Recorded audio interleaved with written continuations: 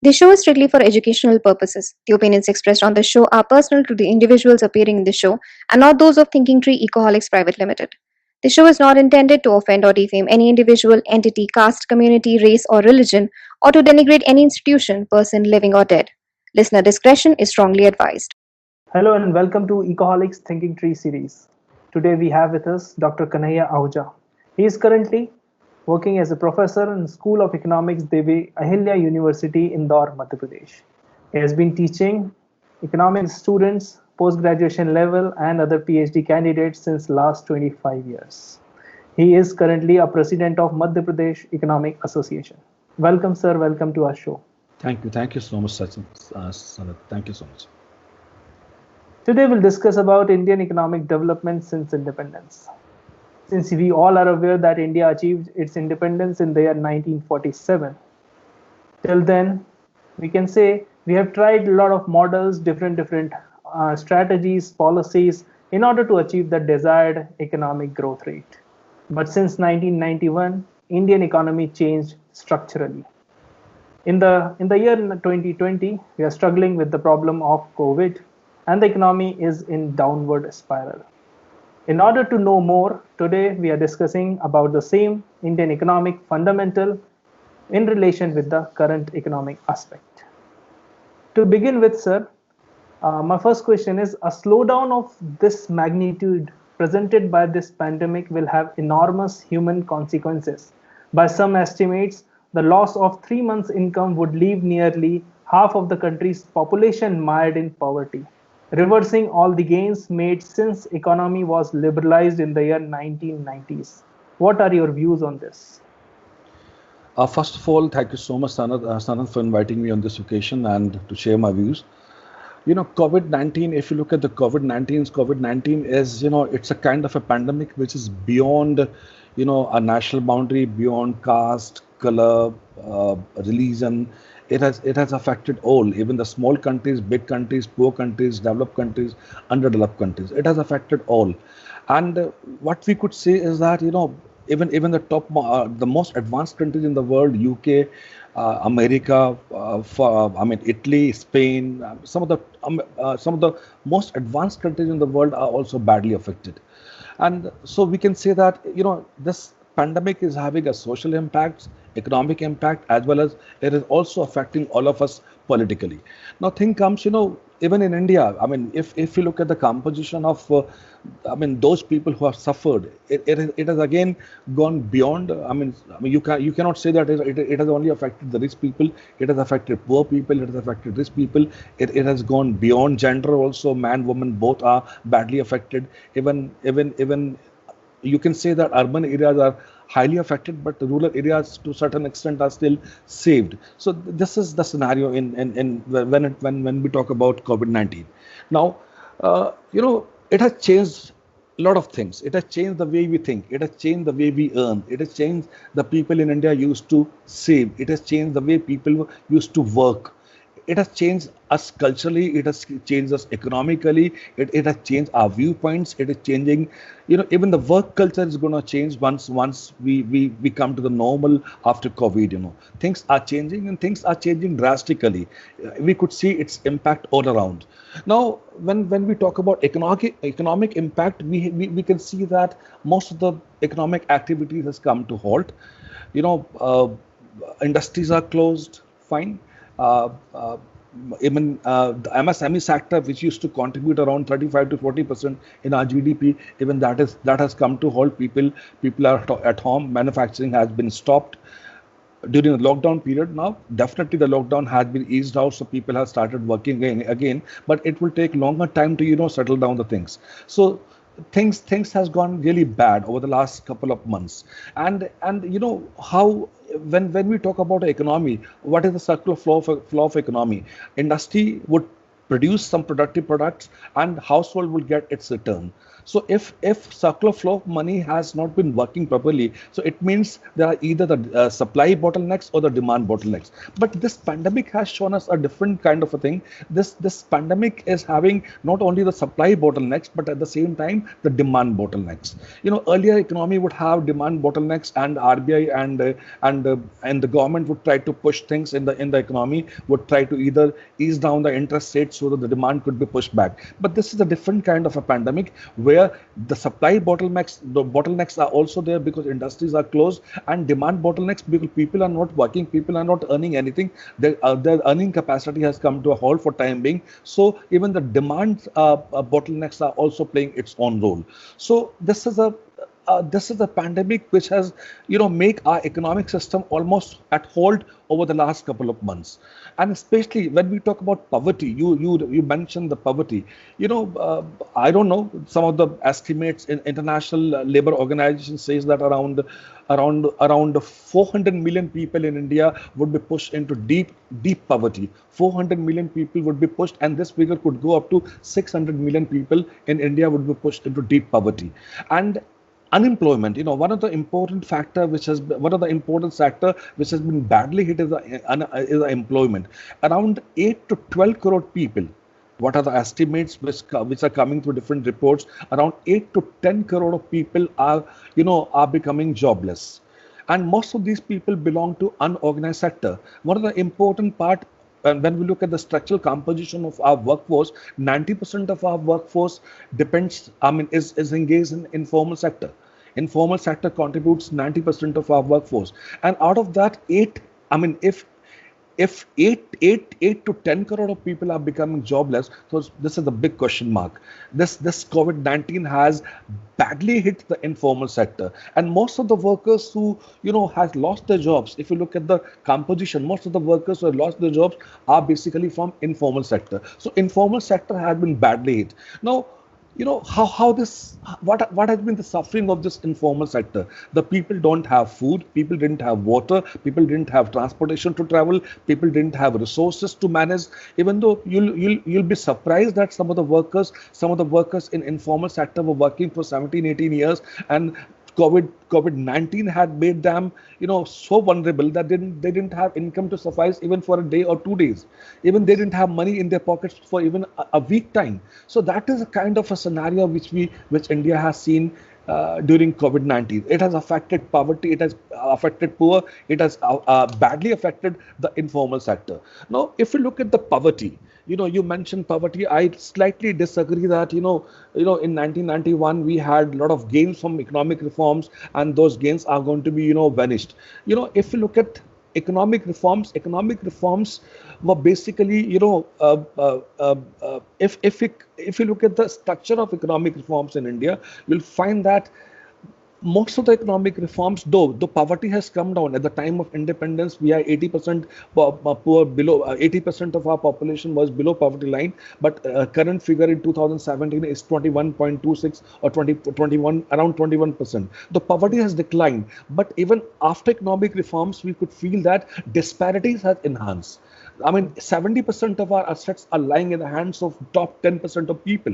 So this is the kind of a composition has taken place in a country after economic reforms. Economic reforms were basically done in order to promote self-reliance, in order to promote employment, in order to bring in order to promote inclusive growth, in order to promote development in the country. But we could see that these economic reforms has gone into different direction, and we could see a huge disparity which is taking place between poor and rich. Some people are poor, most of the people in the country have become poor. So as resources are unequally distributed, so I don't think, whatever gains, I always feel that economic reforms, the target, the kind of benefits which our economy desires from economic reforms, we couldn't really feel that. we could see that India was shining when India was growing at a rate of 8% or 10%. We could see that phase also when, but was India really shining that during those days? There's a big question mark, because there's a difference between growth and development. I often differentiate between growth and development. You might have growth, you might have a growth of 8%, 10%, but we have to measure economy in terms of development. So I personally feel that COVID-19 has made our situation more worse. It has badly affected the informal sector. It has badly affected the poor people, and it has pushed more than 8-10 crore people into extreme poverty. So scenario at present sounds very sad and very gloomy. And I personally feel that it would take a longer time.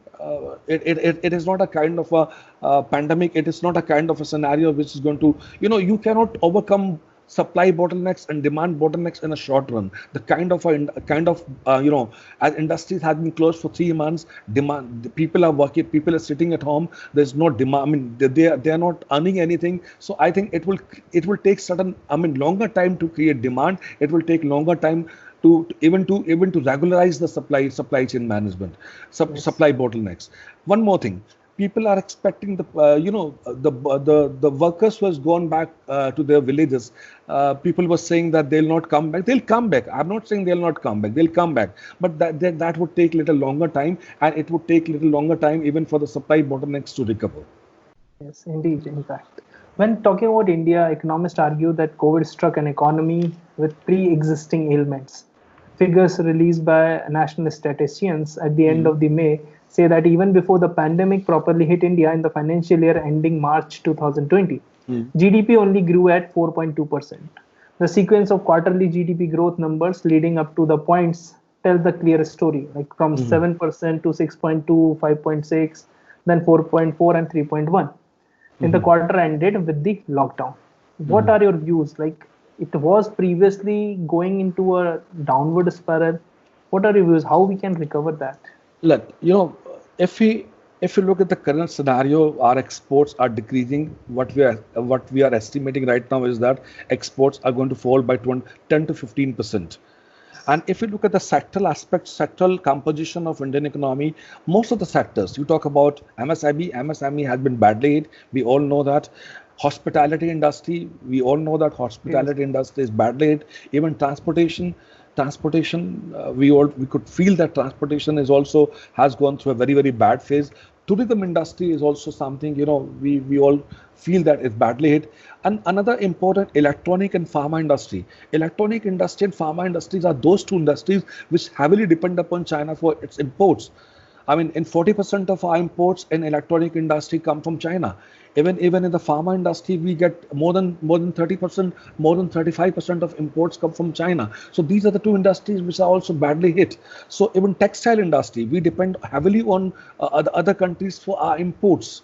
So it is, on one side, we could exports are definitely had a bad day, but at the same time, aviation industry we could feel. Aviation industry is also, and one more thing, construction and building industry. Those people who are engaged in construction and building, they have also been badly hit. So it has affected almost all sectors of the economy. And now you're saying that even before COVID, things were like that only. I totally agree with you. I mean, even before COVID, situation was not very, very sound.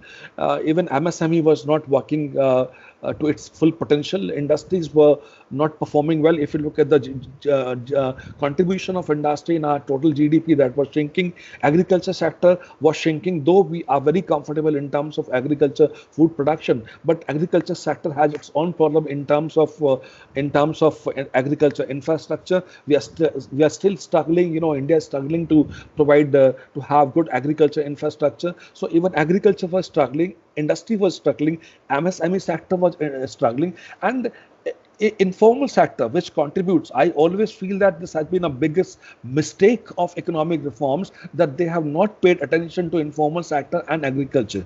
If you look at economic reforms in India, economic reforms are directed only towards towards organized sector. I mean, unorganized sector was never paid attention during economic reforms. Even agriculture sector has never been paid attention by the government during economic reforms. So, and after even after 1995, when we joined WTO, we could see that even agriculture sector was sidelined. So, I feel that even and the last couple of years, 4 to 5 years, there have been two reasons which have made Indian industry, Indian economy to suffer. One is a demonetization, another is the GST. I'm not against demonetization. I'm not against GST. Definitely, those are the important aspects. But I personally feel that the operational aspect of GST and even the operational aspects of demonetization is a big question mark, and people are still able, industry, our economy is still able to come out of demonetization, still able to come out of GST. People are still able to understand. So, you can feel the big shopkeepers may be comfortable, but what about the small shopkeepers? They are still sufferers. They still face a lot of issues, a lot of problems. So I mean, these things, and you cannot turn the economy overnight into digital on a digital platform. An economy which had been in a very traditional mode for years and years, and suddenly you say that within 1 year or within 2 years you shift from a traditional mode to digital transactions, or I mean in complete way. So this is not possible. I feel that demonetization was not bad, but the demonetization was not really planned the way it should have been executed. Execution of demonetization had been a big issue. So these problems are still, even demonetization and GST has still been, a point of worry for us. And this has, I mean, even before COVID also, I feel that economy has not been able to come out the impact of demonetization and GST. GST is something which the GST Council is working regularly. I appreciate government also, because government is also trying to ease out the operational aspects of GST in different council meetings. But still, it will take time. Maybe a couple of years, two, 3 more years would take time when people will become comfortable. People are happy with GST. I've spoken to many people. They say it's good, but its operational aspects are a little difficult and complicated for small shopkeepers. So I think this would take a little longer time for things to regularize. But yes, these two factors had affected even before COVID our economy to a greater extent here. Yes, indeed, because GST is good, but its implication, the simplicity, Yeah. the most important canons that we call 4 canons by Adam Yes, Smith. yes. Simplicity is missing, yes, sir. Talking about private sector, according to the official statistics, government spending increased by 12% last year, more than twice the growth rate of the private consumption. Ideally, the solution to the majority of problems with the Indian economy can be solved with increased private spending. But clearly, private investors have been stingy lately. Why do you think private investors are losing trust in Indian markets? What can be done to revive the private investment? Oh, well, if you look at last couple of years, we could you are absolutely right that private investment, even the consumption pattern, if you look at the consumption pattern and the private investment, that is declining. Private investment is declining. Uh, and I could foresee its reasons, because India, the investors are not able to come out of the kind of pain they have gone through demonetization and GST also. Those factors are still working. Demonetization is one factor which has worked very intensively, I think. So these two factors are still working. Demonetization is still working, and uh, I feel that if you look at the kind of development process India has gone through since independence, India has always had a faith in public sector. India has, ever since independence, if you look at the development process, India has not really paid attention on private investment. Private investments, India could have little faith on private investment. That was after 1991. Before that, we completely dependent on public sector, and we always thought that the public sector would deliver. Public sector was the answer for everything. But after 1991, when we were failure, we wanted more and more capital in the economy. We wanted a debt-free capital in the economy. When we went for the economic reforms, then we remembered. Then we thought that maybe no, the private sector should play an important role. But I feel that all the governments, even after 1991, who has ruled the country, they still till date could not have a complete faith in private sector. And private sector always looks at public sector with a lot of suspicion. Government also looks at private sector with a lot of suspicion, and private sector also looks at government with a lot of suspicion. I feel that if a country has to grow, then private sector and public sector both should go in hand. There are certain policies, government would make certain policy. I feel that whenever the government makes certain policy, they must take into consideration the kind of requirement and kind of needs the private sector has. So I always feel that if you look at the growth process in India, even after 1991, though private sector has got a major share, but still I feel that they're lacking. Coordination is lacking, faith is lacking, certainty is lacking. Private sector has a lot of money in their pockets even today, but they are not investing. There's no shortage of money in hand in private sector, but they are reluctant to invest. They are not sure whether this policy of the government would be lasting would be conducive. Private sector. Let us remember one thing, that private sector is nothing but it's a seed of capitalism. They private sector would work when they understand they are going to earn certain profit of any particular deal. So government has to also relax their own policies, if they want private sector to be an important instrument in the growth process. And this is where things has not gone good in the country. In the country, what I feel is that after 1991, if you look at all the policies which have been framed by the government, they have given they have definitely had some kind of a say. Private sector had some kind of a say, a bigger say, but I still feel that in most of the if you look at the this even last 5 years or last 4 years, I'm trying to avoid the names. Last 5 years, last 4 years, the private sector is, they don't have a very clear-cut policy on the part of the government. They still lack whether if we put the money into the system, whether our money would be safe, whether we would get a good return or not. So there's always certain doubts and reluctancy on the part of private sector, and this is where demonetization has played its role, and people still are suffering from GST, I told you earlier. So these two factors are very important factor, and certainly and private sector needs certain reforms. Private sector needs some land reforms. Private sector needs cheaper land. Private sector needs cheaper credit also. Private sector also needs cheaper electricity also. So I think this is the time, and if government of India wants that private sector should have a more say in economic development, then this is the right time when India should go for very conducive land reforms and labor reforms. Labor reforms not in favor of capitalists, not in favor of industries, but where industries and labor both could work in a coordination. So this is the right time when labor and land reform should be in place in the country, and then we might go for the balanced kind of a growth. Yes, because policy must be predictable for the private sector. Yeah, yes. Yeah, this is where we are lacking. This is yes. Yeah. Government has been like cutting down taxes, corporate income tax. It is not only the taxes; there are some other reasons, as you have mentioned correctly, sir. It's a great point. Moving on towards the financial sector reforms, do you think that fiscal reform should supplement financial sector reforms to achieve the objective of stabilization and employment generation in the Indian economy?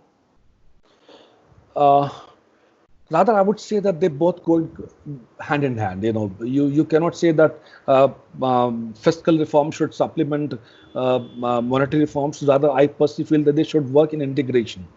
What has happened in India, if you look at the last couple of years, you'll find that there have been more than a dozen monetary interventions.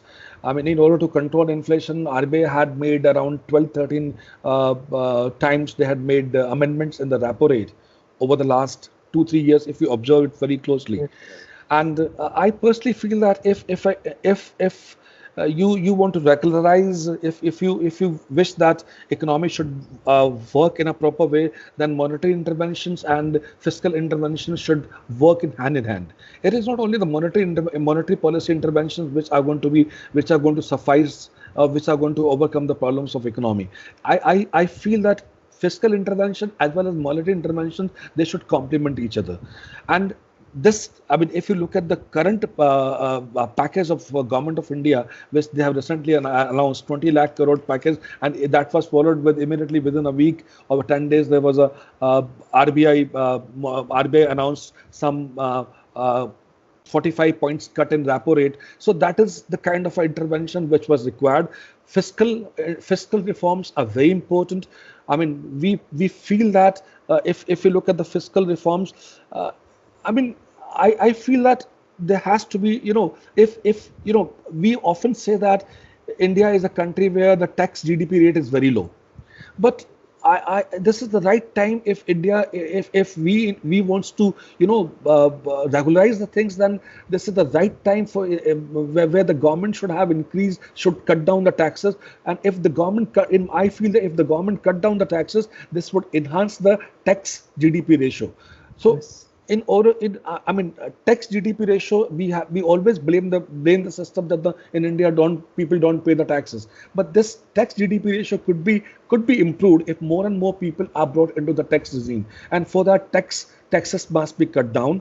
Definitely, taxes must be cut down, and people must be, industrialists must be provided easy loan. So I feel that monetary interventions as well as the fiscal interventions must go in hand in hand for economy to move in a smoother way. Yes, yes. Tracing back to the history, if we talk about the initial days of Indian economy, second five-year plan, popularly known as Mahalanobis four-sector model, that we have implemented in second five-year plan, it was failed as it was based on wrong assumptions of the Indian economy. Like India was an agrarian economy, suddenly shifted towards industrial structure. What do you think? What went wrong? Do you agree that it was based on the failed assumptions? If you look at the four model Mahalanobis model, I'll differ because it was successful to a certain extent. If you look at, I'll just go a little back into the history at the time of independence. When we got independence, we were struggling with a lot of problems. We were struggling with the problem of illiteracy. We were struggling with the problem of food security. There was shortage of food in the country. Poverty was definitely one of the reasons. And people have high hopes from the government. After partition, this was the first government, India. So the people had a lot of hopes from the government. Per capita income was very low. The amenities, industries were industrial production was very low. Agriculture sector was also in a very, very poor state. So there was a lot of, responsibilities on the government, on the shoulder of the government. And when you have this kind of economy, which is very primitive in nature, which has got to be, pushed very hard. When all the macro fundamentals are very low in economy, it becomes a very, very difficult task for a policy maker to revive this kind of economy. This was a big challenge. So in 1951, the first challenge was to provide food to all the countrymen. That was the biggest challenge. So if you look at the economy, when we started with the five-year planning process in 1951, we started with the first five-year plan that was based upon Harold Homer model. The focus was on agriculture, because the aim was to provide food to everybody. There was shortage of food in the country. So first government thought if a big push is required, that in the first big push should be targeted towards agriculture sector. So agriculture sector was basically, the government tried its best to revive agriculture sector, and fortunately we were very successful when it comes to five-year plan. We desired a particular growth rate. 2.6 or 2.5, we achieved around 3.6% of growth rate. So we were successful when it comes to first five-year plan. The second option after first five-year plan, the second push which was required was to revive industry. So industries, government, PC Mahalanobis model is based, this model focused on, first, its focus was public sector, and second focus was industrialization.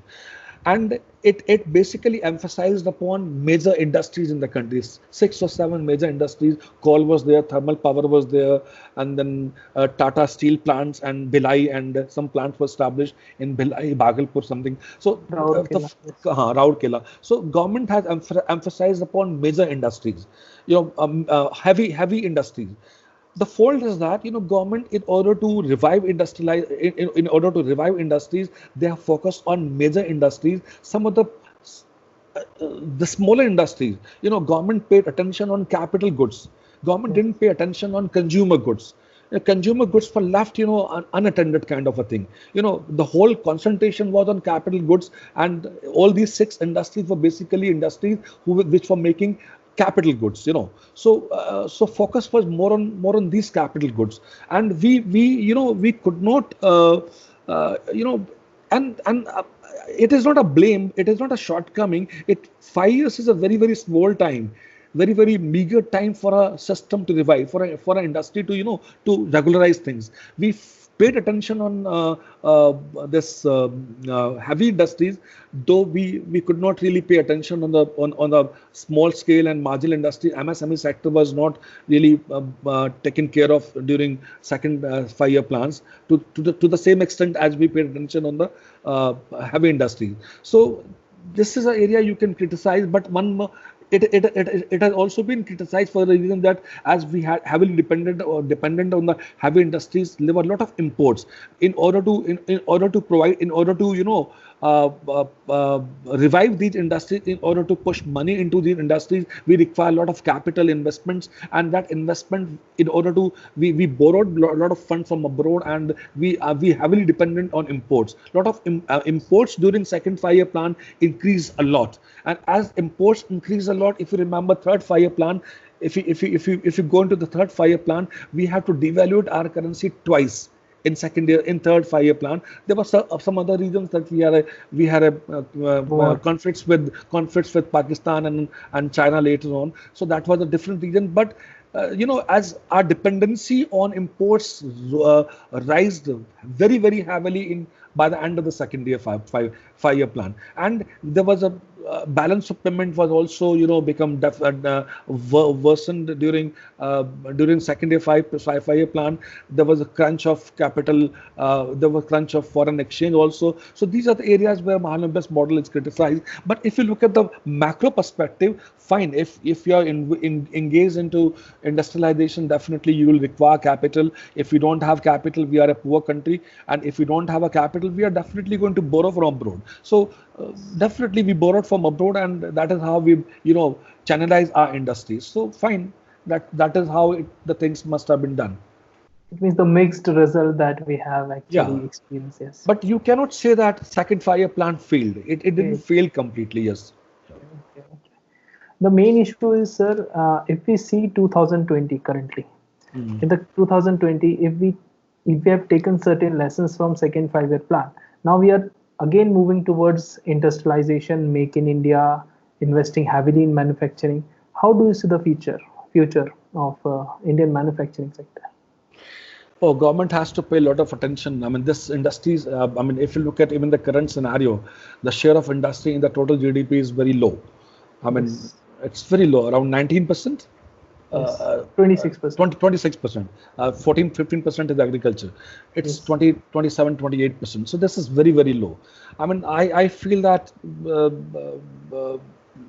industries, there's a need for credit flow in the industry. Easy credit flow. I mean, if you look at the interstate structure in the country, it's if you go to industry, if industry goes to a bank to borrow, then the charge rate of interest is 7%, 8%. This is very, very high. I feel that unless you don't provide easy credit to industry would never flourish. So the time has come when the government has to provide a lot of capital support to the industries. Industries need a lot of capital support. At the same time, industries need a kind of certainty. If a policy of government is there, the policy has to be there for a longer time. You cannot plan a policy now and after 2 years you can abolish a policy. No, we need a policy. We need easy credit. We need a kind of conducive policies also. We need some monetary policy, fiscal policies which are friendly to the industry. So the time has come when the government has to, revive industries, because industries play an important role, and especially the manufacturing sector. Government has announced certain measures where they have given some options to some measures to revive MSME. I agree. I totally respect the government decision, but let's see how it works.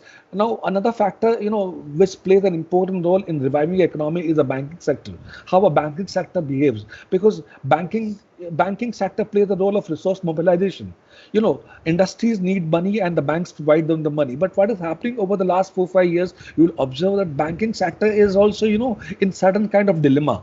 The NPA has increased, and they're reluctant to provide loans to industries, and they see industries with a different, some doubtful angles.